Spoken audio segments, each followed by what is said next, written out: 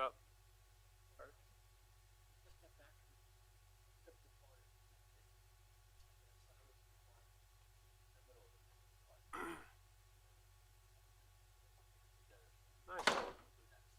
Watch. Party's go-kart. How was your good trip? Quick.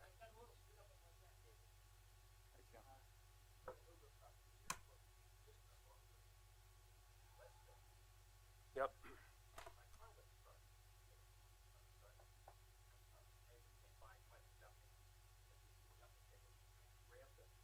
Yeah.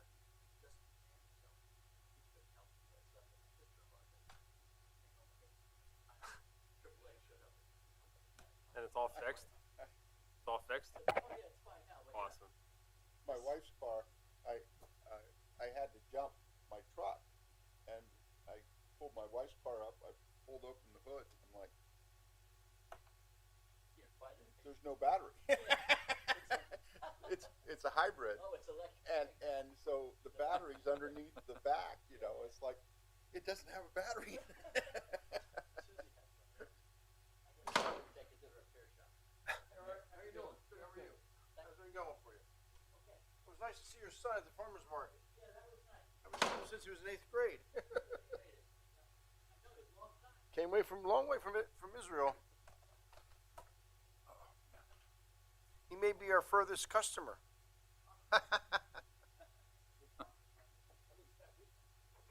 Yeah.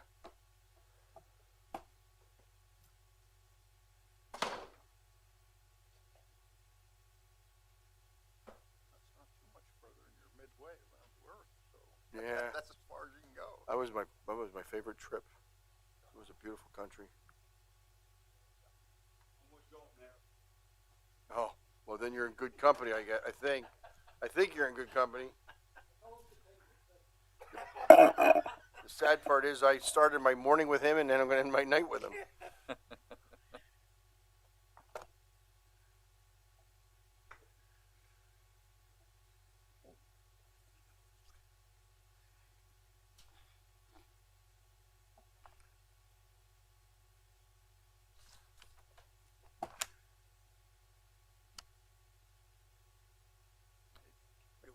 Hey, Joe.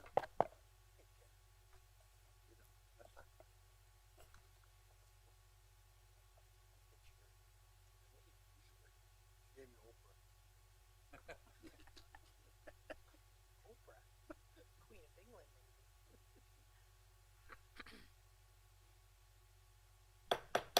I have 6 o'clock. We'll stand for the revocation, followed by the pledge of flag. Tonight we pray to end gun violence in our country, to end the violence and killing of innocent people.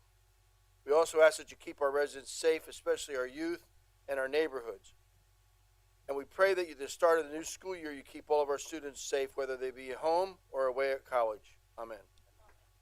I pledge allegiance to the flag of the United States of America and to the republic for which it stands, one nation, under God, indivisible, with liberty and justice for all. Roll call, Madam Clerk.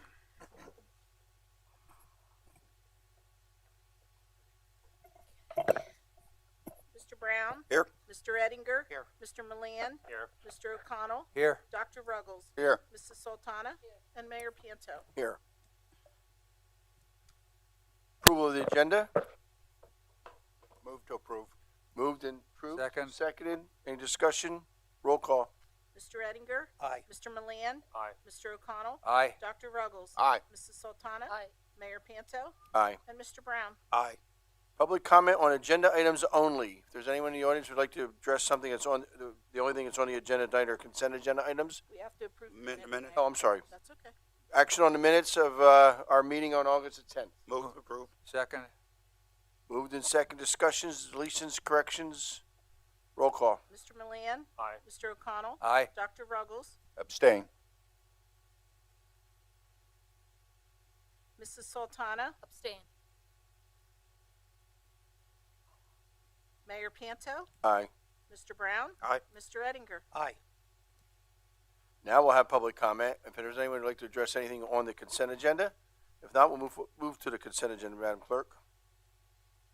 Under the consent agenda, we had bill number 20 that was previously introduced, which would amend chapter 560 of Vehicles and Traffic Code regarding impounding of vehicles. We have a resolution approving a COA for 106, 108 South 3rd Street, a resolution approving a COA for 322, 336 Northampton Street, resolution approving COA for 513 Ferry, a resolution approving a COA for 128 North 3rd Street.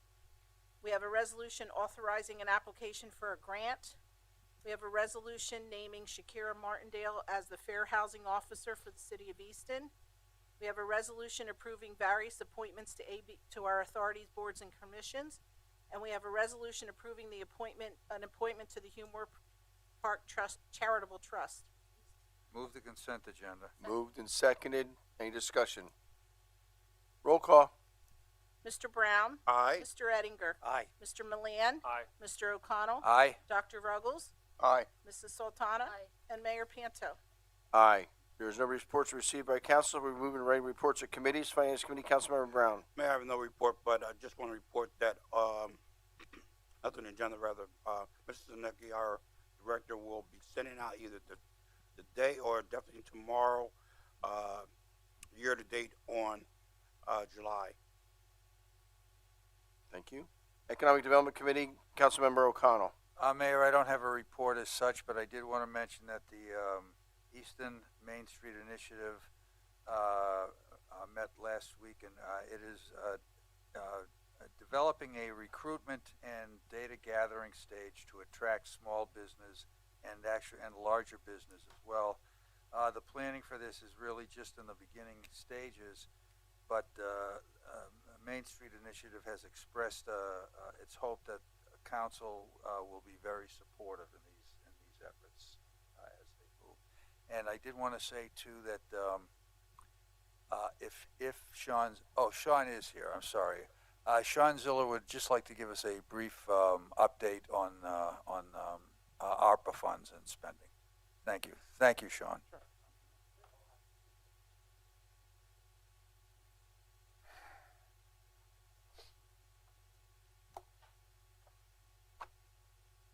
Sure.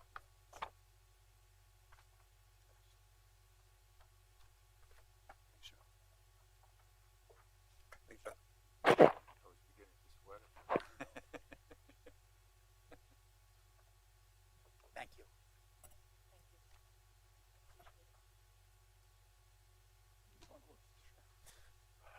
So good evening. I wanted to come tonight to provide, John and I wanted to come tonight to provide an update to council on the city's ARPA funding program statuses and how the management of these funds is proceeding. I've concluded a handout packet for your reference, but I'll highlight a few points tonight just very briefly. If you start on page 3 or 4, which shows the current budget line items that you passed in May, I wanted to provide a breakdown summary of our current obligations and expenditures. This is from the end of last quarter, so as of the end of June. The current state of program development, so approximately half of the line items in the ARPA budget, each to a varying degree from planning to near conclusion, are underway, so that's some good news. In terms of city or external projects, projects that are being administered by outside partners, in terms of their commencement, as it currently exists on this budget, you'll see that the city administered projects are in red. The external partner allocations are shaded in orange there. Third-party subrecipient or beneficiary status. As I'll discuss in a brief walkthrough, and then in the next page, certain subrecipients such as Third Street Alliance and the Mill at Easton are in the final contract signing phase before funding is allocated, where others, such as Safe Harbor, have only had initial planning meetings with the city. So just to give you a sense of where we're at and kind of across the spectrum, not every line item is in the same phase of commencement. On page 5, this is kind of the ARPA funding allocation and approval flow. So how the Department of Community and Economic Development is handling each ARPA line item. Step 1 was the passage of the updated budget in May by City Council, which we are aware of. Step 2, for certain line items and the nature of given funding, the city will elect to proceed with a request for proposal, RFP, or application process This will be in determining actual recipients or past. This will be in determining actual recipients or designating pass-through entities to assist in administering that funding. So for certain line items, we may decide, or the mayor may decide, okay, we want to open that up to an application or an RFP process to provide some greater transparency and accountability in how we're allocating those funds. Step 3, all subrecipients and beneficiaries, regardless of whether it is a city department or external recipient such as TSA or Safe Harbor, will be required to complete a scope and budget form that we've developed for each funded initiative. This is intended to outline the proposed project narrative, an overview of the budget for the use of these funds. They'll have to provide a budget narrative, proposed timeline, and where applicable, will require of each to submit certain documentation, such as an organization's prepared financial statements. Again, the goal here is that should the U.S. Treasury Department knock on the door tomorrow, we have all the backing documentation of how we're allocating and to what entities. Step 4, following an evaluation by myself in the Department of Community and Economic Development, or in the case of an RFP or application process, a designated panel, approval will either be granted or contingent on adjustment to the scope and budget form that we've developed. Step 5, certain entities, particularly external partners, will be required to review and sign a contractual agreement, again, such as TSA, which will then be signed by the mayor before funding can commence. Lastly, funding obviously will commence. However, all recipients will be required to complete routine reporting to account for their funding. As we need to report back to the Treasury, they in turn need to report back to us. If you look on pages 6 and 7, I wanted to give you a sense of where we're at in terms of our departmental public awareness strategies and our resource tools. We've created a dedicated page on the city's website under the DCED department pages where the public can learn of recent ARPA allocations, namely funded community investments, and access select applications that will be made available, such as for the upcoming facade improvement program. In turn, recipients, both those internal, such as city departments, and external partners, can use this page to access the secure management and an internal reporting portal we've developed, which I'll discuss shortly. Provided here on pages 6 and 7 are image snapshots of the website, that specific ARPA page in its current form. Again, providing updates on when we've released certain funding and allocated it to certain entities. I won't go into depth on page 8 to 13, but here you can look at your leisure. But I've included the slide deck that we've developed to help guide our external funding recipients. The city is required to complete, as I said, quarterly reporting to the U.S. Treasury as it relates to the use of this funding. In turn, we knew it was important that we developed a system where we can have our subrecipients and beneficiaries provide us with the information we require for reporting and accountability purposes. A similar training deck has been created for the city departments as well. So we actually held a meeting with several of the directors to guide them through that process of how we'd like to account for the funding.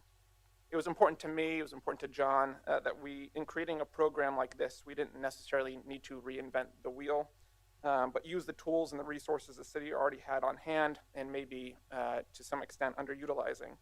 With that being said, as you'll see in these snapshots, we proceeded in creating a system via Microsoft Teams, program city employees, most of them already have, and that could be accessed securely as well by our external partners. Microsoft Team in this capacity offers, among other elements, secure access and navigation. For example, one subrecipient, such as Dave Hopkins, can't access or view the portal of Elisa at TSA. File storage, so if recipients want to upload their invoices and proofs of payment, they can do that as it relates to the ARPA funding. We also created an expenditure tracker, so it allows them to exactly track their funding drawdowns. They record them. They can attach their invoices to those line items. They can update their status, whether their funding's in development or complete on a particular element of their project, as well as expenditures assigned. For example, if I went in for our department and assigned an expenditure that needs to be handled by Mark in finance, I can do that. He'll get an automatic notification in his City of Easton email that I assigned him to a particular task to process an invoice. Lastly, it's ease of use. It's fairly simple for even kind of the unfamiliar external partners to use and citizens who are receiving some of this funding. Obviously, as we move through and do the facade program, for instance, where we engage property owners, we're not going to require them necessarily to go through a team sign up and go through that process. This is really more for our entities and for larger groups who receive funding. In turn, we've also developed a separate portal for administrative purposes. This resource offers the opportunity, for example, for Lewis to quickly view a snapshot of a particular ARPA line item, including its allocation, status, and current timeline. Only select persons have access to this portal. Critical in following the specific funding approval process I've laid out, establishing these initial public awareness tactics and having a robust management system is to not only provide accountability as it relates to the dollars and cents of each line item and the entirety of the $20 million ARPA budget, but also to be able to tell a narrative how this funding is being allocated and utilized and where critical investments in the community have been able to produce measurable and observable results. So that's really the goal, to be able to not just account for the money, but tell the narrative and tell the story of how this funding is being utilized. Just very quickly on page 14, just to highlight, as I said, we have to do the quarterly reporting to the Treasury, the project and expenditure reports. Similarly, the U.S. Treasury appreciates when a municipality such as ours is able to tell the story around this funding. As a city that is of comparable size to Easton and has less than 250,000 residents, as I said, we have to submit quarterly. We've done 3 so far. Mark and I and John have worked on those and submitted them. There's no approval part to that. It's just to have the documentation so the U.S. Treasury knows what we're doing with that funding. I think notable to council in submitting this information, they ask questions, certain questions toward the end of updating each line item. Some of those questions are, what impacted and disproportionately impacted population does this project primarily serve? And we also often have to provide a brief description of recipients' approach to ensuring that the response is reasonable and proportional to a public health or negative economic impact of COVID-19. So apart from kind of the required quantitative data, the Treasury often highlights municipalities' creative use of this funding. As we progress through the expenditure of these funds and provide greater detail in subsequent reporting, I believe Easton has an opportunity, particularly in its community investment of ARPA, to become one of those example municipalities. In a conversation I was able to have with Senator Casey, he noted that it's important that we continue to highlight what ARPA funding is for, what it can accomplish, and the subsequent success stories that result from this funding. So it's all, again, tied back to the ability to tell a story as it relates to this funding. That's been a part of my objective in this role and an objective for the department, and I know for the mayor and the administration as well. Lastly, if you look on page 15 and 16, our next ARPA initiative is the Residential Facade Improvement Program. I wanted to highlight this as it's our largest allocation to date under ARPA. The Residential Facade Improvement Program will be further outlined by the mayor and detailed in the program's guidelines. If you'll recall, council approved $1.7 million to support maximum grants of $10,000 for facade improvement. We've developed the infrastructure around that program already in conjunction. It's being overseen by the RDA. The application period is intended to open on Monday, September 5th. The application, is accessible right now via the ARPA updates and recipient resources page on our website, but we'll obviously publicize it and display it elsewhere. So certain key elements, as I said, the project's being overseen by the Redevelopment Authority. Funding is open to property owners citywide. Properties may be owner or tenant occupied, but only property owners may apply for funds. Mixed-use properties are not eligible under this residential program. As I stated, funding will be available up to $10,000 for approved facade work. Some other elements to this program, funds, for example, will be administered as a 0% interest 5-year forgiveness loan recorded as a mortgage on the property. Matching funds will be required based on household income and type of occupancy. Applications will be received on a rolling basis until funds are exhausted, and obviously we'll evaluate along the way to make sure the program's running efficiently and effectively and kind of adjust where necessary while still sticking to our kind of foundational guidelines of the program. A key guideline of this program is that landlords may not displace current tenants or raise rents as a direct result of this opportunity. And I think most importantly is that the property owners, the RDA, the slate of contractors the RDA will be engaging with in this initiative must mutually agree to the scope of work before the project begins. So everybody's on the same page of what the funding for a particular facade is going to and how it's being completed throughout the program. The DCED and the RDA will be hosting an information session for interested property owners regarding this project. A date and time and location is to be announced for that.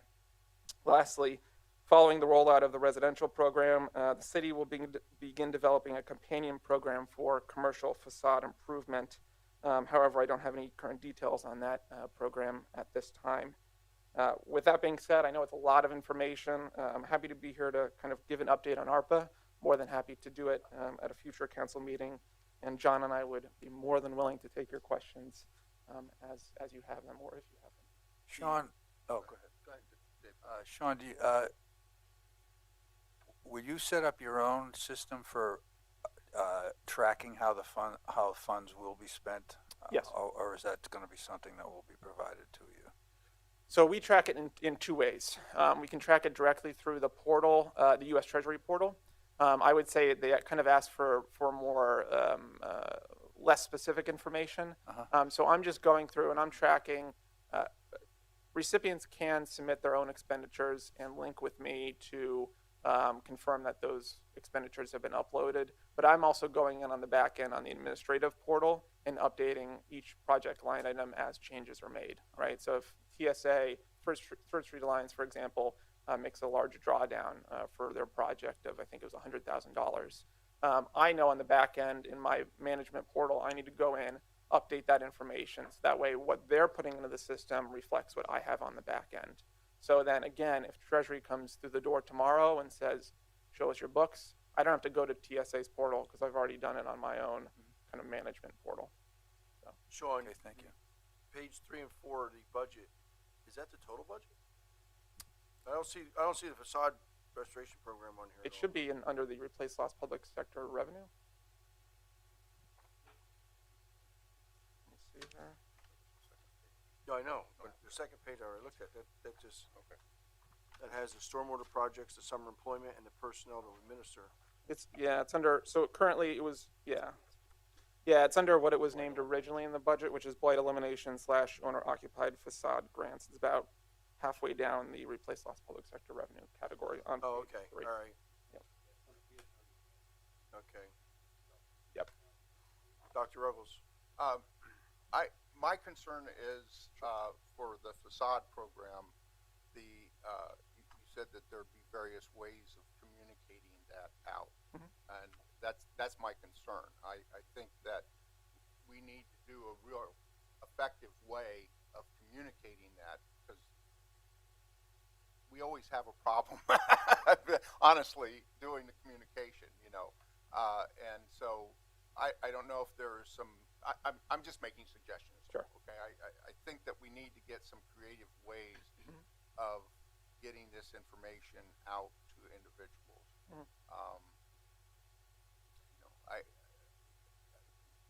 Just off the top of my head, I mean, we can go through a database, I'm sure, and see who are property owners. You know, and notify them. I mean, in some way or another, But Right. but anyway, that's my concern. My concern is to ensure that we have good communication. Yeah, and I think it's great that we're kind of employing, going back to separately from the facade, employing these technological resources to kind of manage the funding. But I think myself, John, the RDA, understand that for a lot of homeowners, property owners who may be interested in this program, an online notification may not get to them. Right. And we need to be fully aware of that. And it's difficult right now because we don't have a sense of what the interest will be from property owners, whether it will be a small population or a larger portion citywide. And so I think the good news is that we have a few good guiding posts. GEDP similarly did a program, facade improvement. So we've been communicating and talking with them about how they operated it.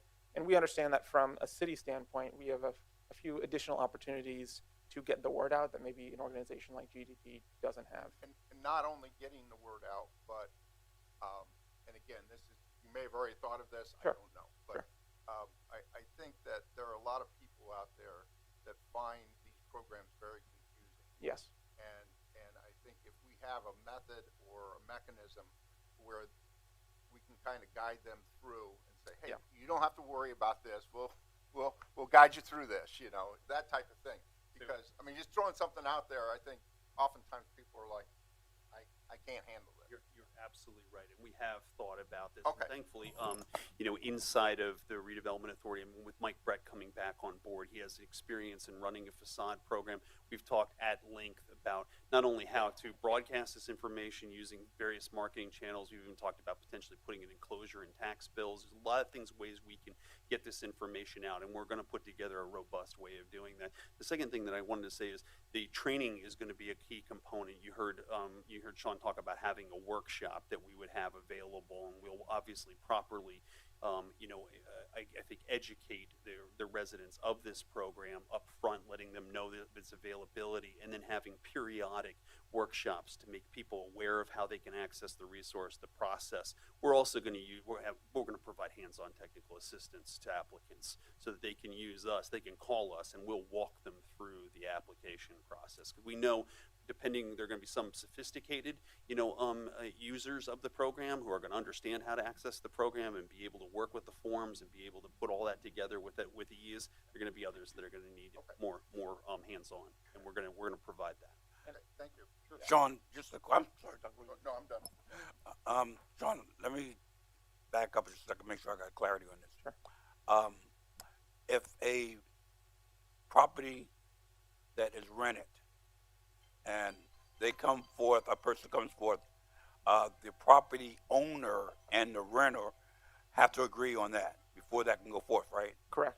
Okay. Correct. Yeah, because our biggest concern is as I noted, displacement. Because we obviously, whether it's through raising of rent or, that's key that a facade improvement doesn't put a renter out of the home. Yeah.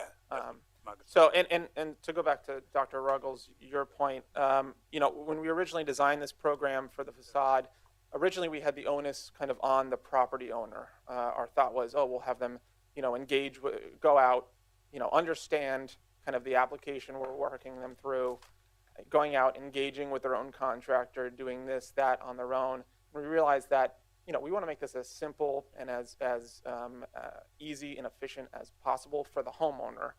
And kind of take the heavy lifting of the technical end of it off of them. So that's kind of why we're going about this program in this way.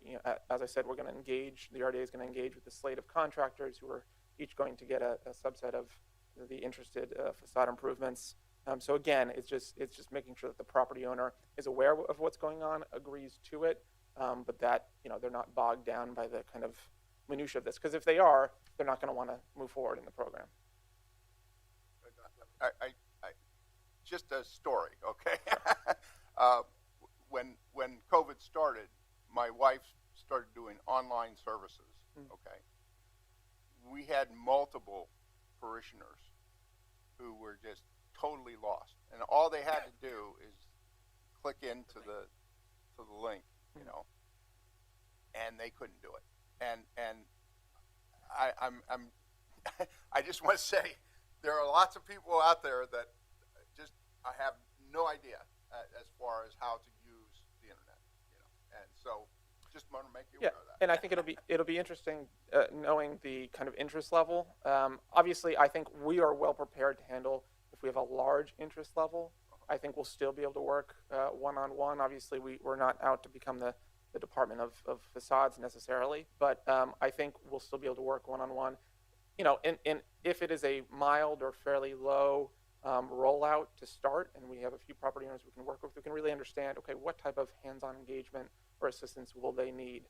I said to Mike Brett at the RDA, I kind of consider, even though they are going to continue doing the facade improvements throughout the winter, I think the fall will be a good kind of test bubble on how we want to do this program, how we want to work with property owners, and where we need to adjust ourselves.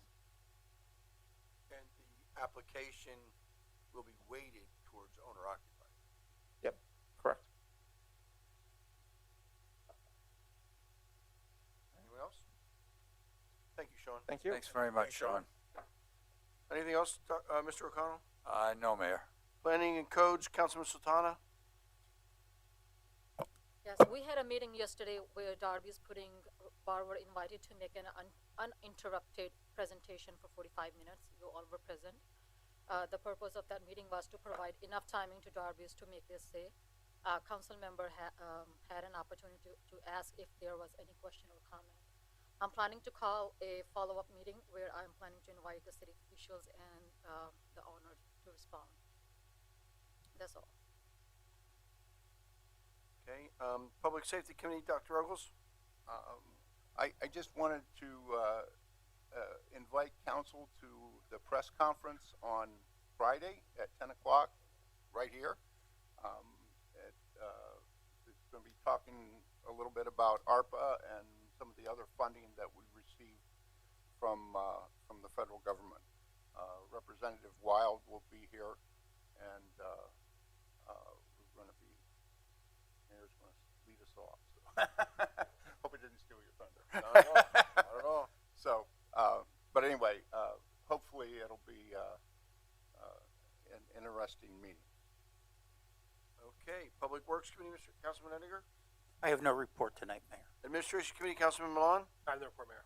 Report of Solicitor, Mr. Shear? I have no report, thank you. Report of the Mayor, I just got to report two quick things. I'll let Lewis give an update on the Bike Life programming. Just to let you know, Center Square is moving forward. We obviously have a lot of complaints about the lagging time as well as the bump outs. Again, it's to make the pedestrians use safer. We met with the lighting contractor yesterday. He will be on site on Monday, restoring the lights in the trees that have been ruined by the excavators. They then went up to we then went up the south side to look at St. John Street and Smith Avenue as to what we can do up there. The Friends of Easton, Pennsylvania have agreed to do that as our next project. And also we are applying for a grant, as you know, with the Smith Avenue, St. John Street corridor from the 78 out downtown for improvements to pedestrian safety, bikeways, and just overall increase in the streetscape. The Cattell Street project is moving forward. UGI is finally wrapping up their work, their destructive work, and have paved. McCartney Street is brand new curb to curb. Cattell Street is up to the state. They haven't done anything with it other than patch the trench. And just to let you know that last year they were on South Side, this year they're on College Hill, next year they're in the Westwood. So they'll be going from 7th Street to 13th Street on every major thoroughfare from Ferry to Lehigh to Washington to Butler. Is that UGI, Mayor? That's UGI. And they're under court order for the explosion that occurred in Allentown about 10 years ago, where they leveled the whole block. As you remember, people were seriously injured and died. They're under court order to replace all of their main lines that are they're over, I think it's over 50 years old. So that's most of them in the city. So you've seen most of our streets have been dug up. And they don't have to tell us when they're digging them up, they just do it. They only answer to the PUC, they don't answer this council or this administration. So, that's my report. Moving on to the report of Mr. Administrator, Mr. Campos. Couple items, Mayor, just a couple updates.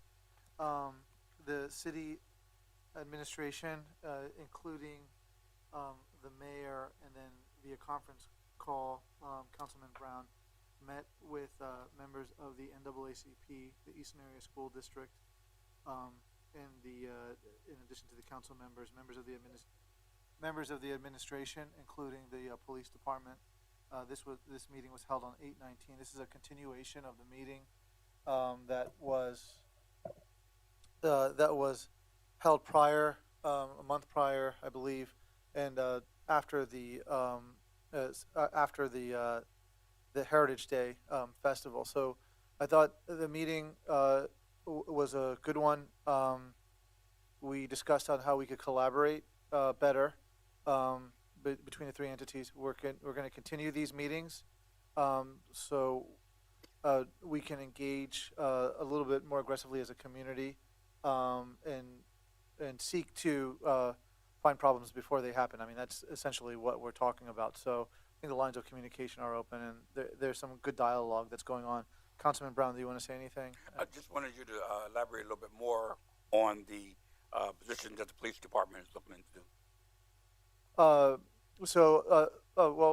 Specifically, one of the action items that came out of this is the creation of a victims advocate position / community liaison that will work with victims post a crime. In this manner, there'll be someone specifically dedicated with the right skill sets to working with individuals within our community. While police do have that type of job function in their job description, that it's really not their core type of duty. So by creating this position, we feel it would help assist individuals who are victim of a crime. And that's something that we are reporting on, amongst other things, sharing information, et cetera, with the school district and the NAACP. Mayor, anything on that? No? Okay. I think that you covered it well. All right.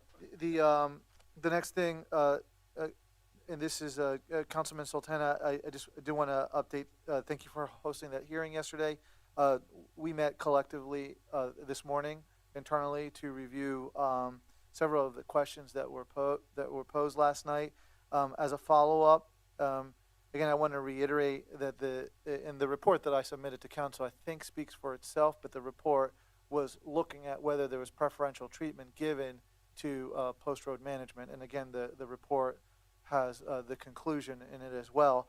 But last night's presentation went into a lot more technical detail, both not only from a construction standpoint, but also from a legal standpoint regarding right to know requests and the information that was given to the Darbys. At the next hearing, I do want to advise that the administration will be present to discuss specifically in a lot more detail some of the technical aspects of both construction and also the legality of giving out information, and also what information was given to the Darbys. In addition to what Councilman Milan requested, I plan on getting a packet together to give to council the information that was provided to the Darbys through the right to know request. The last thing, yes. Campos under control, I'm sorry. This next meeting that's going to take place will be a committee meeting again, correct? Well, I believe it's Councilwoman Sultana's committee meeting, so I think that is her intent. Okay. Am I correct when I say that? Yes. It will be? It will be a committee meeting. Okay. Yeah. Yep. The next committee meetings are scheduled for September 13th because we have a 3-week layover. I mean, I would like to get this put this to rest. Yeah. I mean, it's 3 weeks. That's too long. We can't go any further. If we do it later, it's 5 weeks, then 7 weeks, then 9 weeks. So I'd like to at least do it on September 13th. Well, Mayor, I think that's up to council, and if Right. council members have any questions and anything else that you'd like to see, please send them to myself, definitely, and I'll try to facilitate answers. If not, certainly entertain meetings so we can go in detail on any questions or concerns that you may have. The last thing that I have on my report here is, Mayor, as you stated, the Pedal for Peace group came out last week. They engaged with the bike life riders, if you will. It was a good engagement. I do want to tell you that I spoke with Brandt.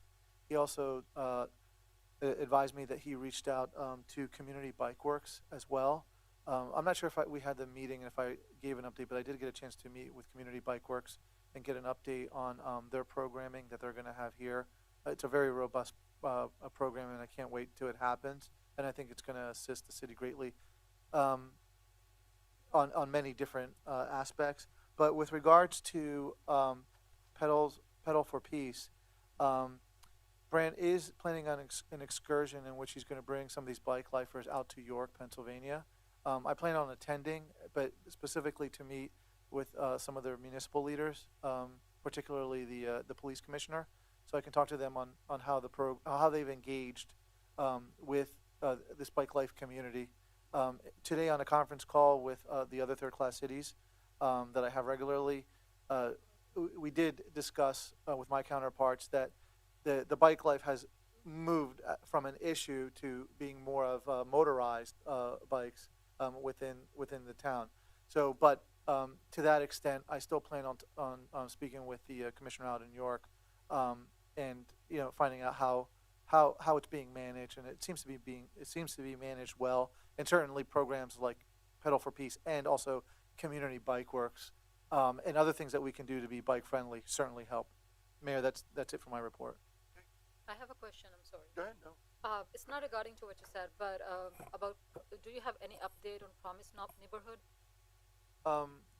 No, they're actually going to be, other than what I said last time, they're actually going to be invited to our next meeting.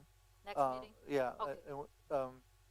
just because of just some interesting practices that they have that we think we can incorporate in the school district and with the police department. Okay, great, thank you. Sure. Okay, there's no correspondence, no unfinished business, no new business. Public comment on any matter referring to the comments, concerns of the city of Easton. Art?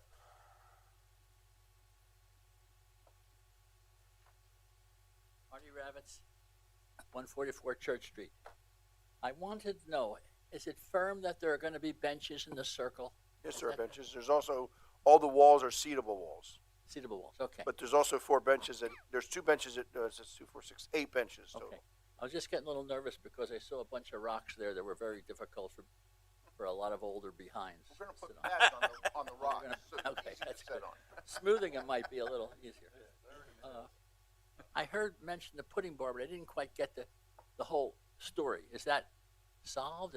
Are they still being settled? I don't know what's happened. I can't quite hear from about the pudding bar. We had a 2.5-hour meeting last night with the Darbys and got more of their testimony, rehashed a lot of the old things that we had, but we got some new information that the administration is going to hold in the next 3 weeks, and then Mrs. Sultana is going to host a committee meeting where we can then have the administration, specifically the 4 people that were involved, I see. including Mr. Kingsley here, Okay. in making a presentation of their own, and then after that, we'll see where it goes. Okay, thank you.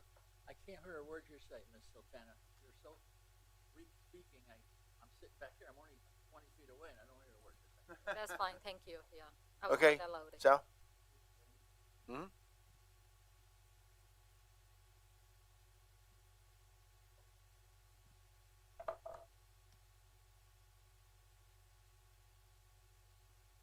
Good evening. My name is Sal Pugliese. I have a property at 1300 Butler. I guess, Mr. Mayor, you guys were out there last week. I have a neighbor claiming that he's going to have the city condemn the corner of the property because he can't get tractor trailers back there, and it's affecting his business. We had a major incident with your property when we had the fire on Butler Street. The Nancy Run ladder truck could not make the turn to get to the back of the building. There's parking across the street, Your Honor. I'm just telling you I was there. Okay, and I was there. I saw it from my own eyes. I know you feel that you have approval, but you were at the zoning board and showed a site map. That didn't give you a permission to park cars perpendicular to the sidewalk. Your parking is supposed to be parallel. They did not make. They lost at least 15 minutes of fighting that fire. I know we were approved for off-street parking, Your Honor, and you went to the zoning board for something that they don't have the authority to approve that. Sir, I don't know that. Well, I don't know. I'm just saying. I haven't called you about the Nancy Run incident because I really can't resolve your issue with your neighbor. I can't resolve it. I mean, it's a battle between the two of you, and you're gonna have to work it out. Okay. And the other thing, sir, when the city did blacktop the corner, if you remember a couple of years ago, Yes. I had a problem there. The city did a great job on it. I pulled my truck back 9-10 feet off the corner. It was acceptable to the city. It was acceptable to Eastern Auto Body. Didn't they come around and take the back end of my truck off? And it was 9-10 feet off the roadway. And when I called the police for a hit and run, the officer said to me, well, it's so far off the roadway, they couldn't see your truck. And I looked at this cop and I said, they can't see my truck. I started up and that's where it is now, Your Honor. It's right where it is because they couldn't see my truck when it was 9 and 10 feet off the roadway. I was there, and that's probably, what, 3 months ago now? I didn't bother saying anything, but I know it was an incident where we had an emergency vehicle who they couldn't get to the back of that building. Right, but they could have came down the other end, but they couldn't get Well, in that's here. what they ultimately did. They had to back out of the corner and turn around and go up to the other side. You're right, absolutely right, that they went But up there to was, there's 14th cars Street. parked there, and I guess we can't have any more abandoned vehicles on the properties anymore, according to the letter I got from the city. I thought you were allowed two, Yes, sir, one per property. one per property and Yes, sir. without registration or inspection. Okay. I don't know that they ever came to city council to change it, so I don't know why. Okay, the Black Beauty on the corner, it's licensed and it's registered. Mhm. Is it inspected? No, sir, but it don't have to be inspected till it's a roadway. Right. One other thing, sir, 2 minutes. We got a card in the mail about doing a computer to pay our bills to the city of Easton and everything. Sir, I don't own a computer. I don't know how to use a computer. And I guess if the city wants their money, they're gonna have to send me an envelope. No, we still collect money. It's a new system that if you want to pay online, you can. Oh, I can, but yeah. you would send me a bill for it. Oh, yeah, you'll still Oh, get a okay. bill. Don't worry, Sal. We'll send you a bill. Well, I thought it was for the per capita, the registration to have properties every year. It was all that then. Yeah, right. But optional. Yeah, that's optional. Okay. All right. That's all I need to say, sir. Thank you. Thank you, Mr. Pugliese. Pugliese. I know. I know how to say it. Thank you. The G is silent. Any other business come before city council? Any members of council? Anyone else from the public? I'll ask for a motion to adjourn. So move. Second. Roll call. Mr. O'Connell? Aye. Dr. Ruggles? Aye. Mrs. Sultana? Aye. Mayor Panto? Aye. Mr. Brown? Aye. Mr. Ettinger? Aye. And Mr. Milan? Aye. Thank you.